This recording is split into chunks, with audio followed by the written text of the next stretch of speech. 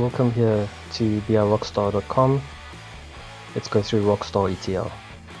So here I've got rockstarETL open, and let's load up some data by adding a job step. So from home, click on my job steps,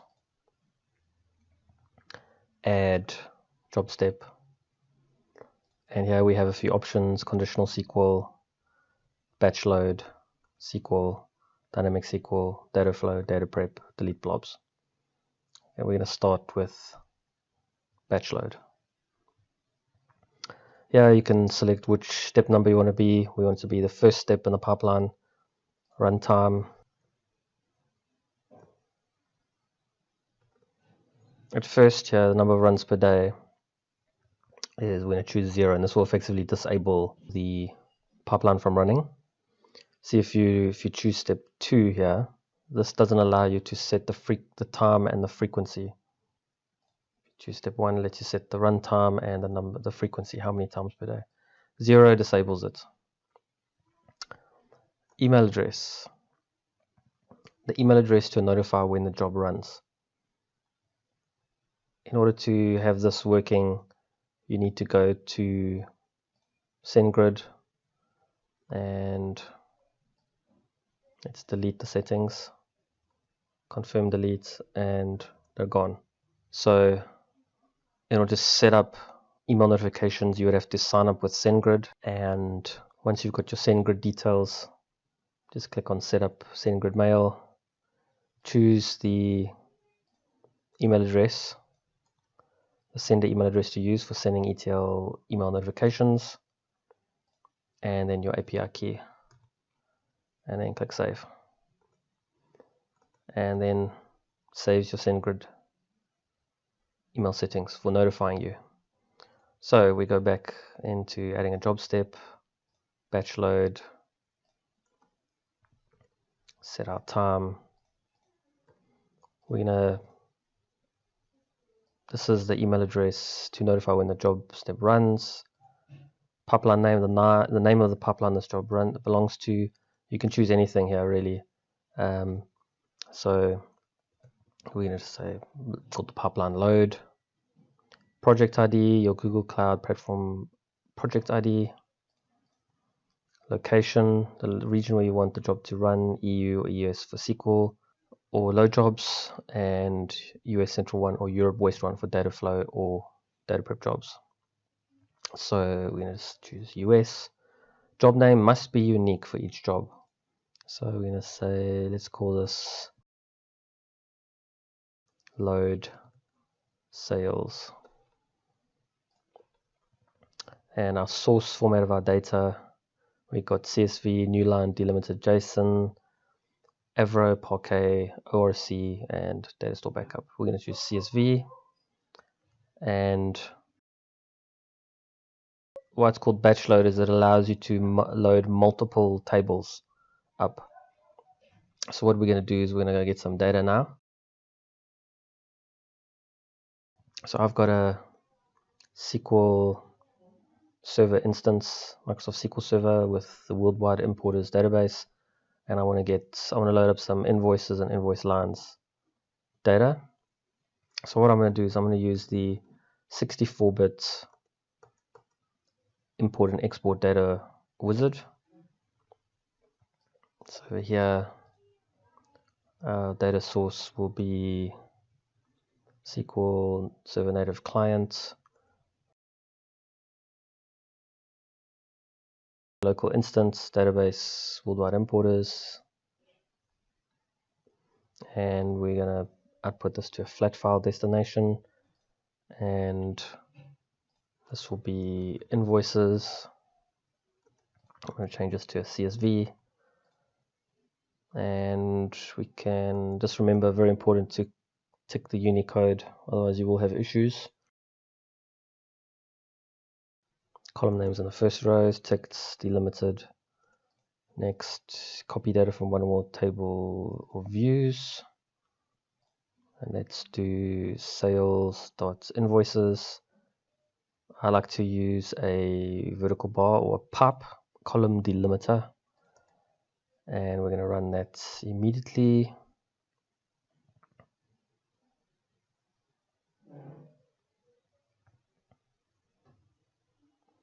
And there's 70,510 rows transferred. And if we go to our data, there it is over there. So that's great. And let's do the same thing, 64-bit import and export wizard. Let's do the same thing for invoice lines.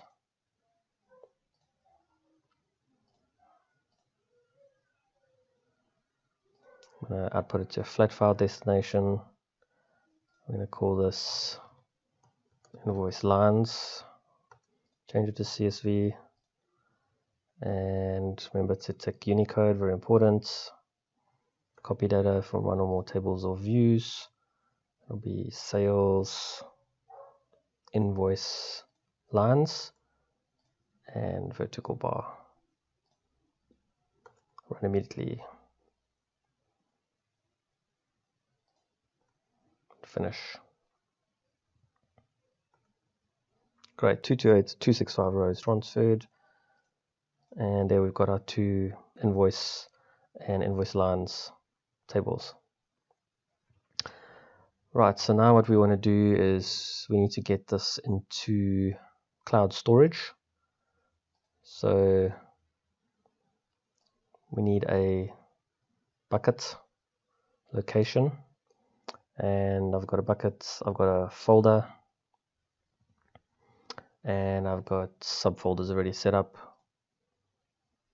and I don't have anything in them at the moment, so I'm just going to go and drop off the invoices over here. You can see it's uploading.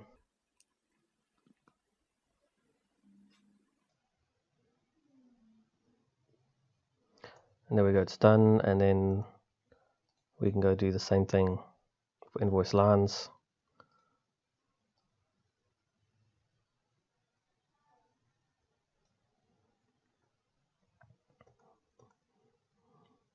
Then you can upload. And there we go, both done. So this is a good, very good pattern that you want to do, is have a subfolder in a bucket. So you got your buckets, subfolder, and then you have all of your data sitting in these subfolders under this parent folder. So what we're going to do is the batch table names, this is the pipe separated list of tables. So we're doing two, we're doing invoices, pipe, invoices lines. We've got invoices and invoice lines.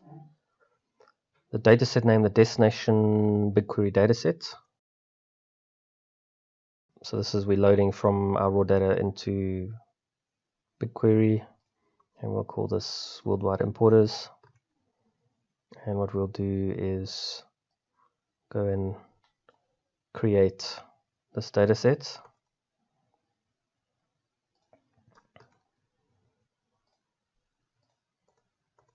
And create, and there it is over there, and it is empty. There are no tables underneath it at the moment. Right, source URI, bucket name and prefix. Alright, so this is where we're going to load our data from. Now there's one thing really important we need to do. If we were to load the data from here just as is, there's a nasty little error that you get. If you go and inspect the job, you're going to get this bad character ASCII 0 encountered error. So we got to kind of preempt that and fix that first.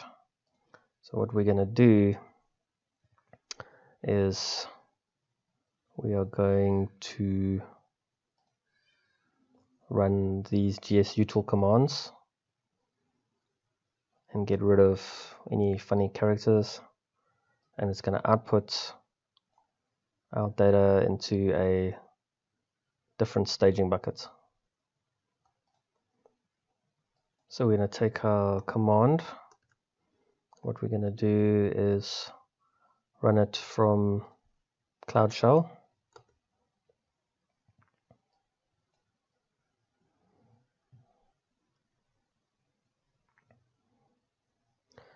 Right, so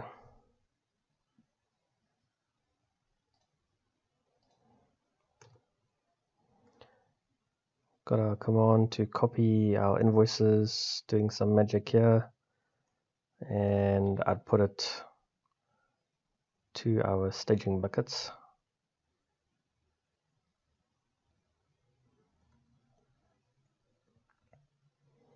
And it's done, and then the same thing for invoice lines.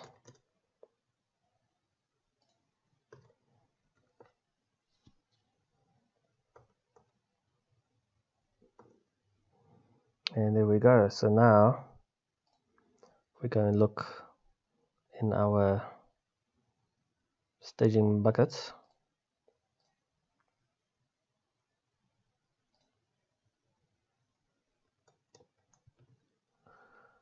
We have to find our subfolder, and we've got our invoices in the invoices folder and invoice lines.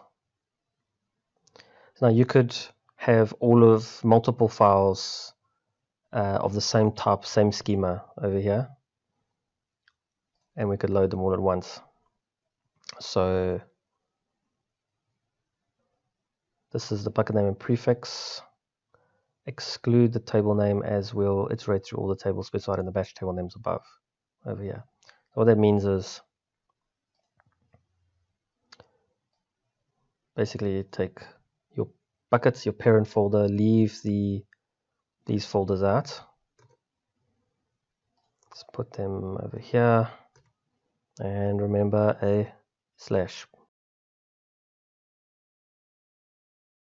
Schema, the path to the file in cloud storage containing the pub separate list of JSON schemas. If we go to this bucket and we go to WWR schemas, I already have a schema file for each of these tables. Show you what it looks like. So it's just a JSON schema, name, and the field name, and a type, just like that. And then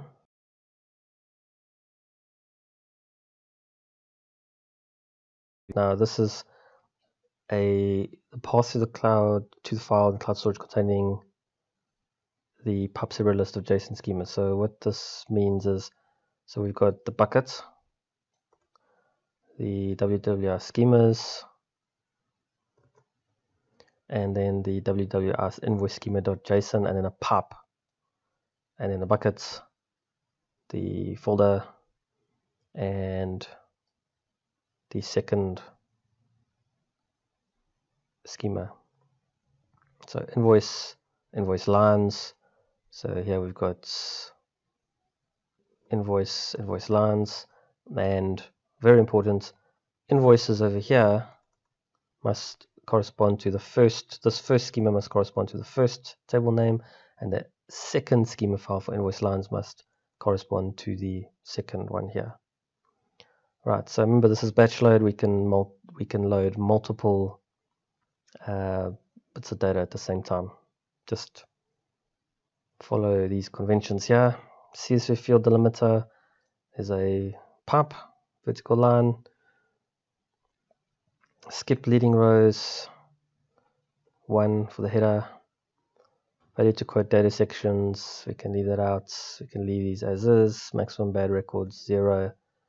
And finally, if we want this to actually run, we need to set it for a certain time and actually activate it. So this number of runs per day is, if you read the tooltip, the number of times this should run per day. Example, 3 times per day will be every 8 hours, starting from the specified runtime. And the max is every 5 minutes, i.e. 288 times per day. So we're just going to choose every 15 minutes, which is 96 runs per day. and we can hit save. Okay, if you get this, just put a space in the front and hit save. And there we go. This is our batch load job, step number 1 of our load pipeline. So this is our pipeline name here, and there it is. All right. If you wanted to delete this, you could hit delete and then confirm delete, and then it's gone. We won't be doing that because we want this to run. So now what we need to do is inspect our stack driver log. Go to stack driver logging. So this will be in Google Cloud Platform.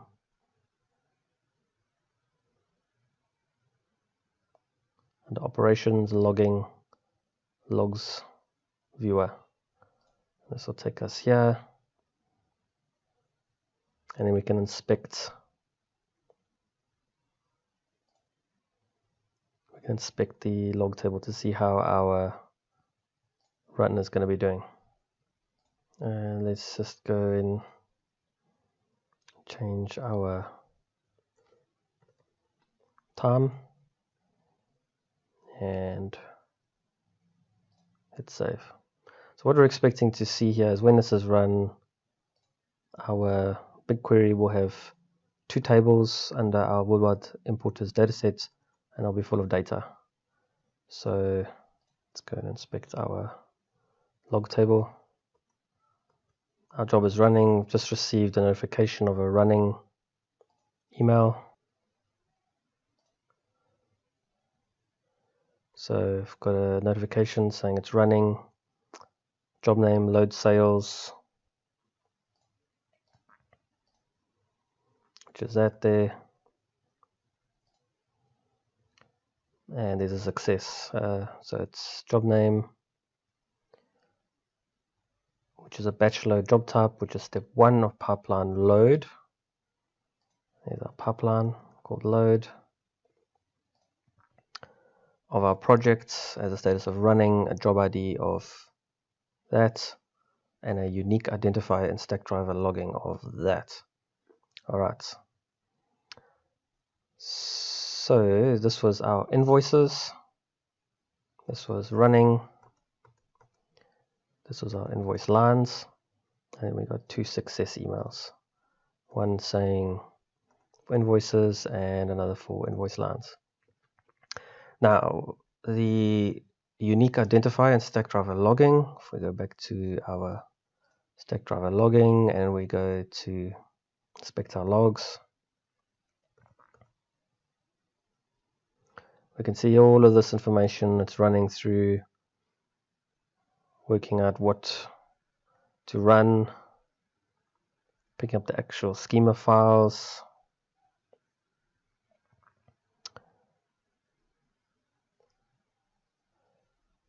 and that UUID mentioned in the email over here, the unique identifier in stack driver logging of that refers to this, the UUID. So you can see it matches BF7928FA, BF7928FA. There it is, the whole thing there, and there it is in the logs. Now, this load job invoices job ID, we take this, we copy it. What we can do is we can go and use on Google Cloud in the documentation. If you go and find BigQuery documentation reference REST v2 jobs get, like so, you have a API Explorer that lets you input your projects, the same job ID. Just remember to remove the leading apostrophe, put your location, hit execute, And this will give you a detailed response of the job that was actually run, telling you your source URI, invoice lines, and any issues or errors will be right at the bottom here. And if there is nothing like that, you're all good. Right, so it looks like both our invoice lines and our invoices ran successfully. And the great thing with SendGrid is we were able to set up our email and get email notifications of our load job running, load job invoices running, and load job invoices lines running, and a success email. So what we're expecting to see then is in BigQuery, in our worldwide importers dataset, if we refresh the page,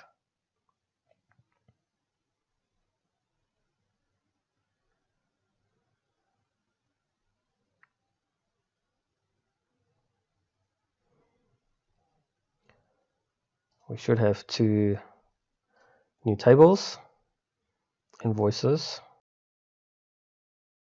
The tables are partitioned by default on partition time. We can see we've got some data, some number of rows of data, the size, and same for invoice lines. We've got our number of rows and size over there. So that's great. We can disable this job from running anymore for now by choosing 0 in the number of runs per day, saving it. So now we've got our first load job has run, got our time, zero number of runs to disable. And if we finish inspecting our log,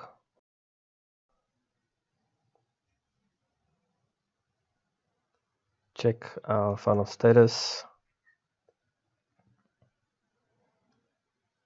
and here it will say finish step 1, completed the pipeline, all pipelines completed, you be our rockstar. That's the end of the operations, and because we disabled the pipeline from running by using the settings in step 1, you can see that it's now about to get projects to run, no pipelines found to process, and that will run every 5 minutes. Every 5 minutes you'll see this, because that's the frequency of the background process. It's checking to see is there anything to run.